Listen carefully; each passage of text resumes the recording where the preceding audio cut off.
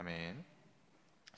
오늘 본문 초반에 바울이 에베소의 신자들을 권하였다라고 말씀하고 있습니다.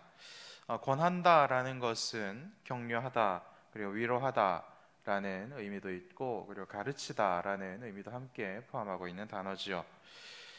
그래서 바울은 에베소 교인들을 끝까지 가르쳤다라고 성경은 오늘 말씀은 우리들에게 알려주고 있는 것입니다.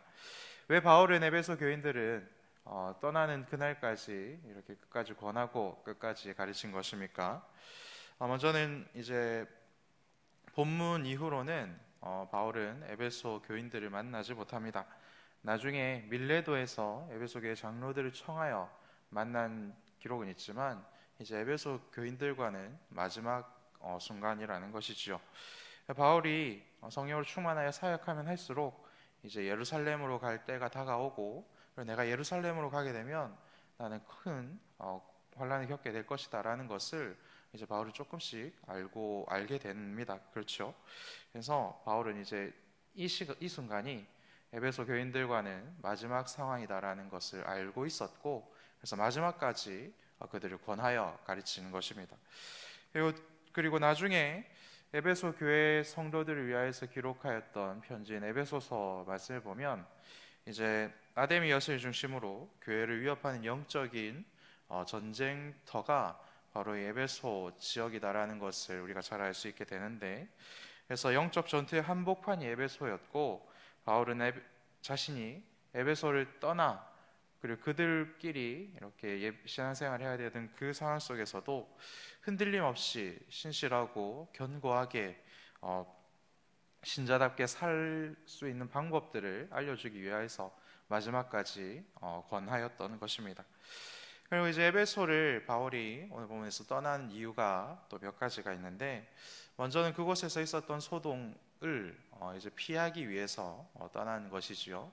지금은 잠잠해졌지만 바울이 계속 그곳에 머물렀다면 언제든지 이 소요는 다시 일어날 수 있었습니다. 그렇기 때문에 그 에베소 교회를 위하여서 바울이 떠나는 것이 좋겠다라고 생각한 것이죠.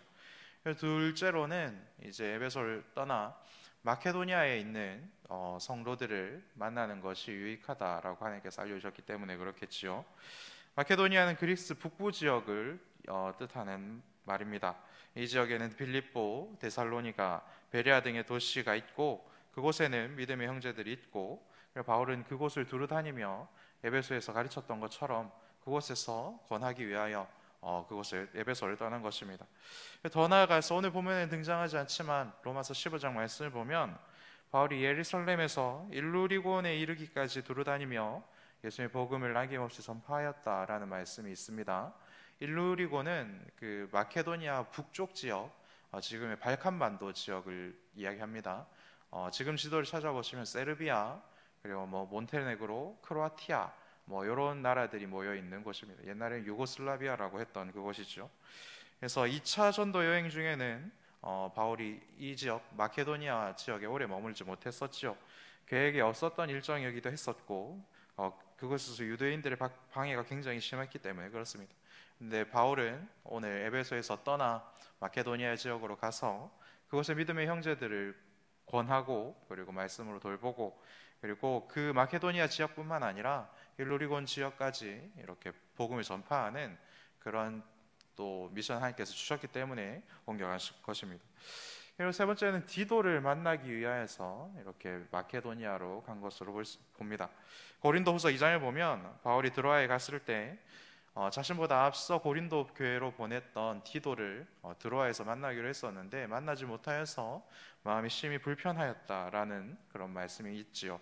그래서 바울은 고린도에서 돌아오는 디도를 마케도니아 지역에서 만나게 됩니다. 그래서 고린도 교회 소식을 전해 듣게 되고, 그곳에서 이렇게 고린도 교회 성도들에게 편지를 기록하여 다시 디도편에 보내 고린도 후서를 기록하게 된 것이지요. 그리고 네 번째로는 예루살렘 교회를 위한 헌금을 모으기 위해서 마케도니아 지역으로 간 것입니다. 고린도서 8장과 로마서 15장 말씀을 보면 마케도니아 지역의 교회들은 그들도 극심한 어려움에 있었지만 그들보다 더 어려웠던 예루살렘에 사는 성도들 중에 가난한 자들을 구제하기 위한 헌금을 모았고, 그리고 그 구제금을 마련해 준 것에 대한 감사를 또한 기록하고 있는 것을 볼 수 있습니다. 그래서 이 네 가지 이유로 바울은 에베소에서 마케도니아 지역으로 옮겨갔고 그곳에서 열심히 사역한 뒤에 그 후에는 헬라 지역으로 갔다라고 오늘 본문은 말씀하고 있습니다. 오늘 본문에 등장하는 헬라는 고린도 지역을 이야기합니다. 그래서 고린도와 아테네가 모여 있는 그곳 지역을 그리스 남부 지역인데 그것을 또 아가야 지역이라고 부릅니다. 그리스 남부 지역은 아가야, 그리고 그리스 북부 지역은 마케도니아, 이렇게 생각하시면 된다라는 것이죠. 그래서 마케도니아에서 고린도 교회에 직접 편지를 써서 보냈던 바울이 고린도 교회로 직접 찾아간 것이죠. 그래서 이곳 고린도에서 바울은 앞으로 섬기게 될 로마 교회를 생각하며 로마서를 기록합니다. 그리고 겐그리아의 베베 집사님 편에 또 그 편지를 보내지요. 아데미 신전이 있었던 에베소만큼 고린도 지역도 성적으로 굉장히 음란한 지역이었다라고 많은 학자들이 밝히고 있습니다. 바울은 그곳에서 사역하며 믿음의 형제들이 신앙을 더욱더 굳건히 하였고 그리고 거룩하게 구별되도록 가르쳤습니다. 그리고 또 로마서를 기록하여 우리에게도 로마 교회 성도들에게 뿐만 아니라 우리들에게도 예수 그리스도의 복음의 핵심이 무엇인지, 신앙의 정수가 무엇인지를 기록하는 그런 놀라운 일들을 계속해서 해나가는 것입니다. 그리고 그곳에서 석 달이 지난 뒤 바울은 자신이 파송해 주었던 수리아 안디옥으로 가려고 합니다. 그곳은 터키 대륙 남동쪽 지중해 연안에 위치해 있지요. 그래서 상해에서 인천으로 오는 방법 중에 옛날에 가장 편한 방법은 배를 타는 방법이었지 않겠습니까? 배를 타면 한 번에 직선 거리로 올 수 있습니다. 그래서 그 당시에도 가장 빠르게 이렇게 고린도 지역에서 터키 동남부 지역으로 갈 수 있는 방법은 고린도 외항이었던 겐그리아에서 배를 타고 지중해를 건너가면 가장 빠르게 그리고 가장 손쉽게 갈 수 있었습니다. 그런데 바울이 배를 타고 멀리 간다더라라는 소식을 바울을 굉장히 싫어했던 유대인들이 알게 됩니다. 그래서 바울이 배만 타면 그 배 위에서 바울을 처리할 수 있겠다라는 그런 작전이 세워지게 된 것이죠. 이 사실을 바울도 알게 되었습니다. 그래서 배로 가기는 힘들겠구나라고 생각을 하고 육지를 통해 마케도니아 지역으로 가서 이렇게 빙 돌아서 가기로 결정합니다. 그래서 상해에서 인천까지 배를 타지 않고 걸어서 이렇게 오는 것으로 생각하시면 이해가 빠르실 것입니다. 육지로 되돌아가는 그 길 얼마나 힘들고 먼 길이었겠습니까? 하지만 오늘 말씀을 보면 아시아로 돌아가는 그 길, 그리고 그 길에는 믿음의 동역자들이 있었고 바울과 함께 그 길을 갔다라고 말씀하고 있습니다.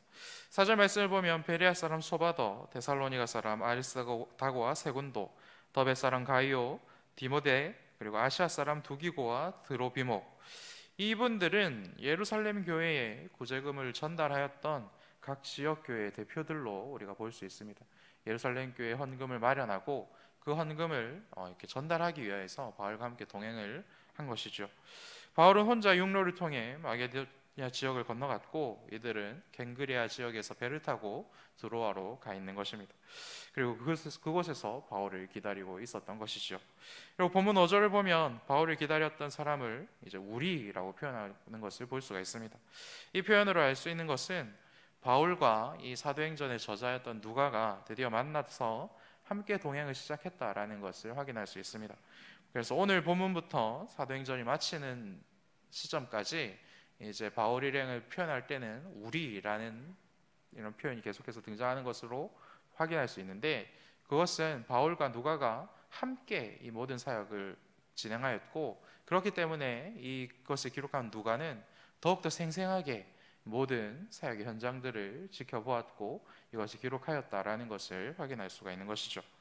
그리고 이제 6절 말씀을 보면 이들은 6월절 후 일주일 동안 지키는 무교절 이후에 빌립보에서 5일 만에 드로아에 도착했다라는 것을 알 수 있습니다.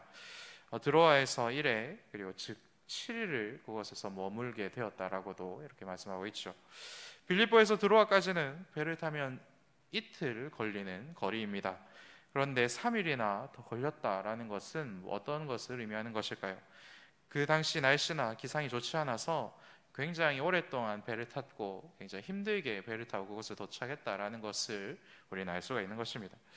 요즘 이렇게 잘 뭐 교통편이 잘 돼 있고 뭐 버스도 굉장히 좋은데 우등 버스라도 그것을 타고 5시간을 달리면 굉장히 힘이 들지 않습니까? 엊그제 제가 최 목사님이랑 같이 부산 다녀오다가 이렇게 타봤는데 그 다음날 너무 힘들었고 오늘까지도 굉장히 좀 힘듭니다. 5시간 우등 버스 탔는데 이렇게 힘듭니다. 그런데 이 당시에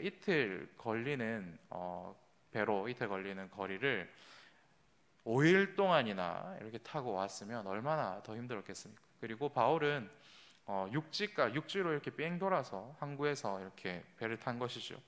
그래서 육지로 힘들게 걸어온 데다가 배를 또 5일 동안이나 타고 힘들게 왔기 때문에 바울은 쉴 필요가 있었던 것입니다. 그래서 드로아에서 7일간 머물며 쉬게 된 것이죠. 그런데 드로아에서 쉬는 이 7일을 바울은 그냥 허비하지 않습니다. 그동안 바울은 복음을 전하고 가르치는 일을 멈추지 않았던 것이죠. 그리고 7절 말씀을 보면 그 주간의 첫날이다라고 말씀하고 있습니다. 학자들은 이 날을 안식일 후 다음 날로 봅니다. 그래서 우리가 지킨 주일로 보는 것이지요.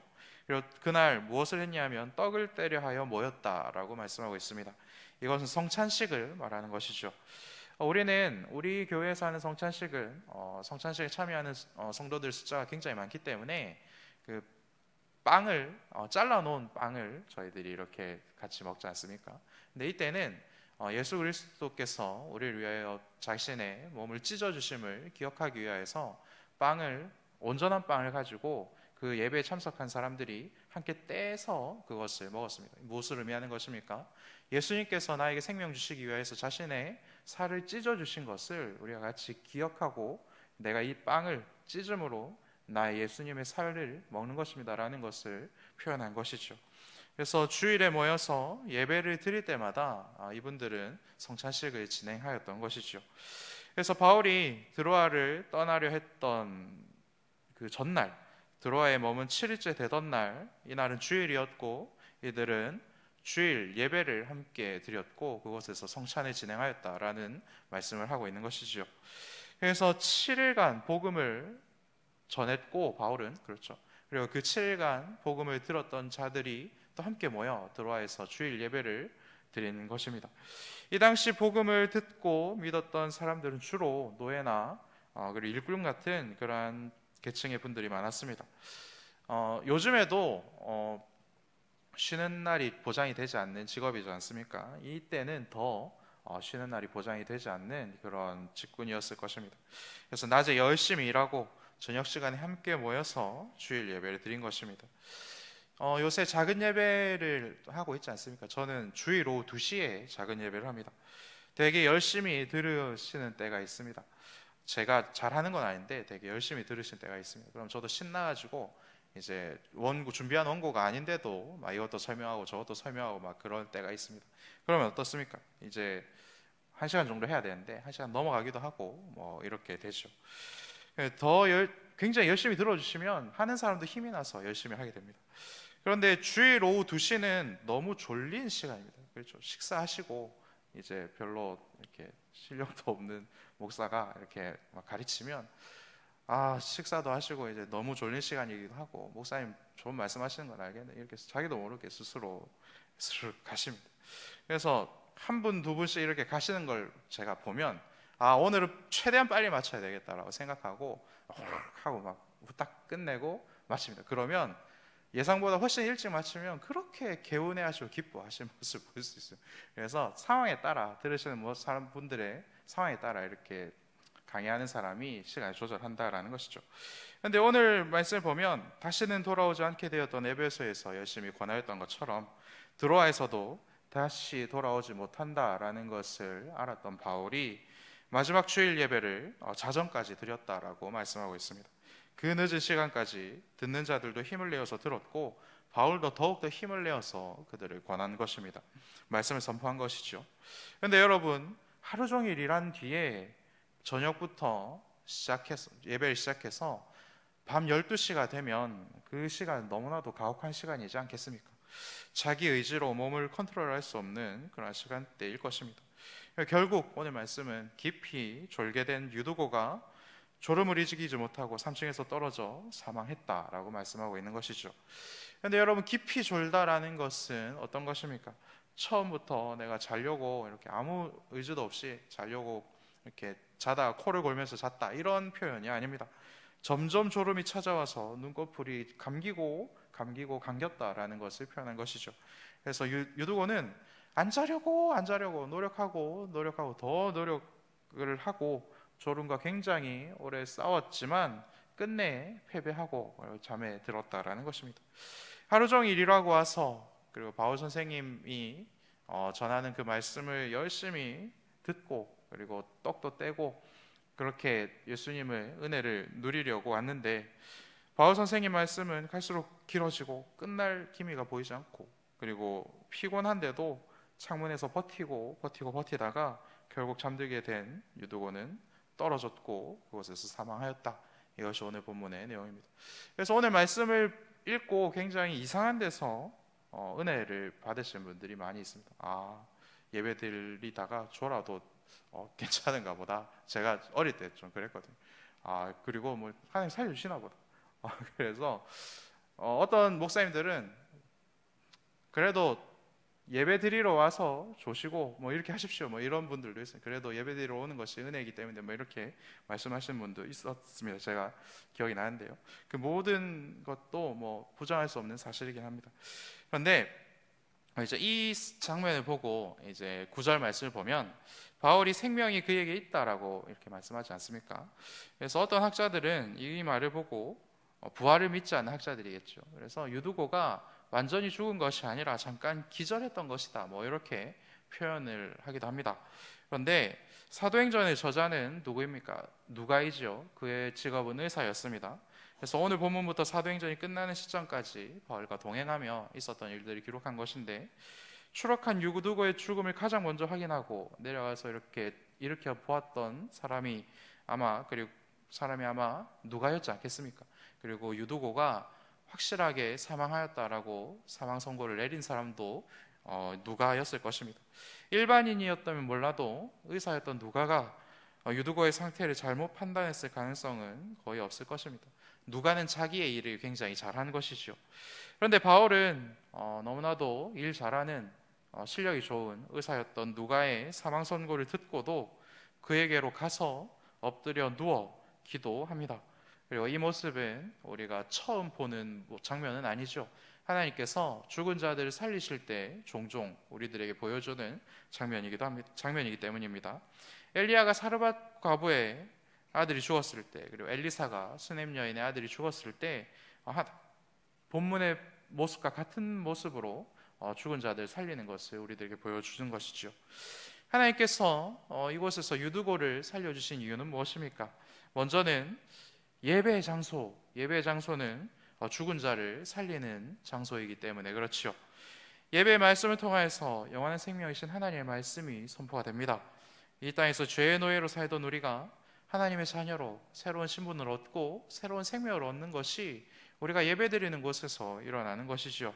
그렇기 때문에 여러분, 예배를 더욱 귀하게 여기고 진지하게 준비하고 어떻게든 선포되는 말씀을 듣고 말씀대로 살려고 노력하시기를 바랍니다.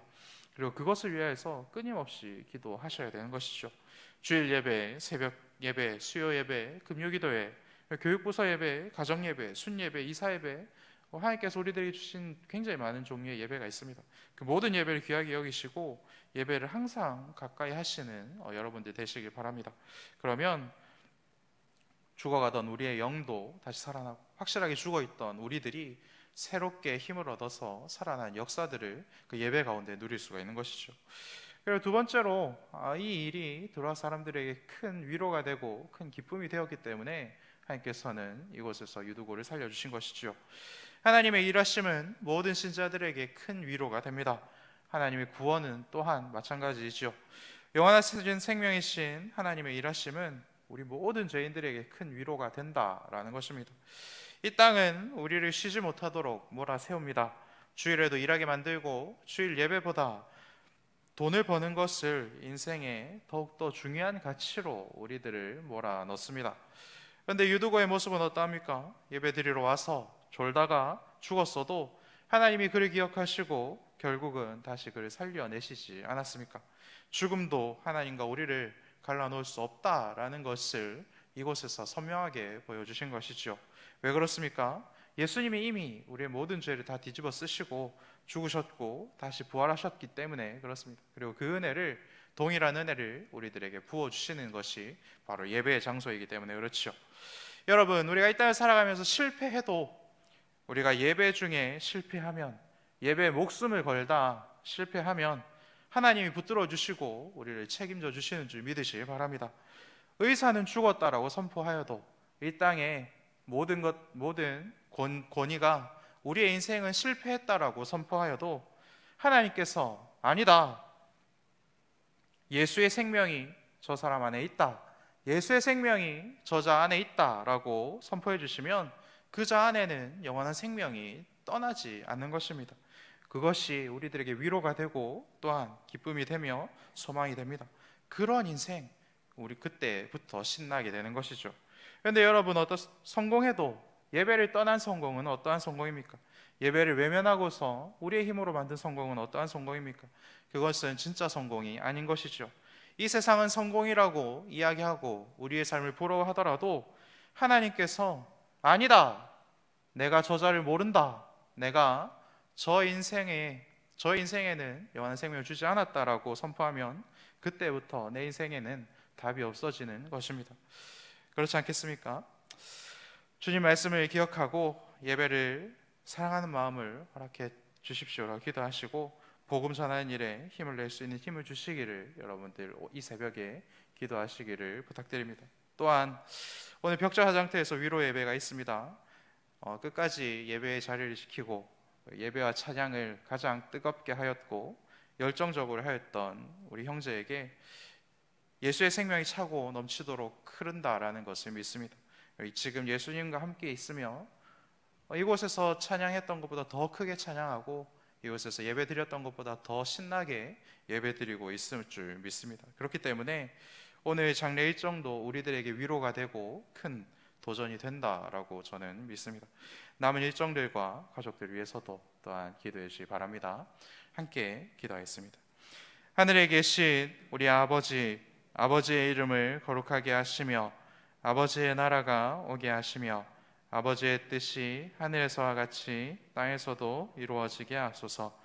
오늘 우리에게 일용할 양식을 주시고 우리가 우리에게 잘못한 사람을 용서하여 준 것 같이 우리 죄를 용서하여 주시고 우리를 시험에 빠지지 않게 하시고 악에서 구하소서.